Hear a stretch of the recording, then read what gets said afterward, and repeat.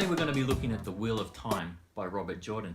Because I like science fiction and I like fantasy, I have people sometimes ask me questions, but this was a question I said, hey, has anyone got any questions for me to answer? So I'm going to answer this one. So what happens is Tim, he writes to us and he says, why does Robert Jordan set up big scale battles and then tells us nothing about the battles?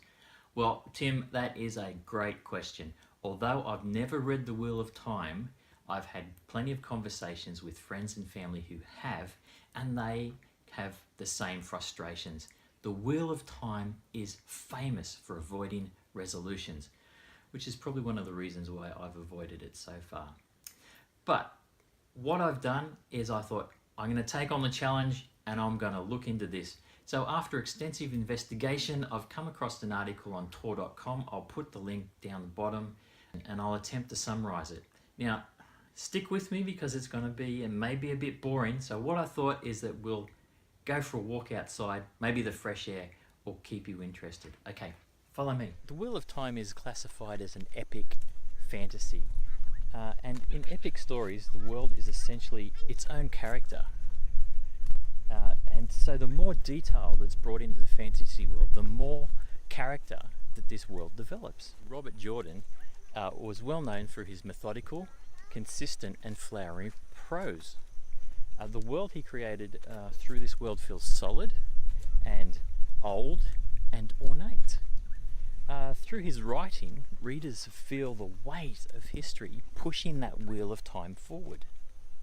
So the word among Robert Jordan fans, or Wheel of Time enthusiasts, is that Robert Jordan visibly struggled with the momentum of his fantasy world. The Wheel of Time contains various eyebrow-raising structural decisions, some of them genius and others of them quite puzzling. But the middle portion of the series, books 7 through 10, are for, I guess, lack of a better word, considered bloat. Now, what this means is that there's an overly intense focus on secondary or minor characters at the expense of the main characters. And with bloat, it becomes a bigger and bigger issue as the fantasy series continues. As it continues onwards, as background characters prove too vibrant to ignore, or a situation arises that cannot be solved by a simple battle. We're back. Now, bloat is not a purposeful choice that the author makes, but is demanded by the fantasy world of its creator and is always supported by the momentum of that world. Bloat, in other words, is the author, and in this case Robert Jordan, attempting to mollify his world and his audience at the same time. So, in short, the reason why Robert Jordan sets up big scale battles and then fails to tell us anything about these battles is because of the complexity of his world that he's created.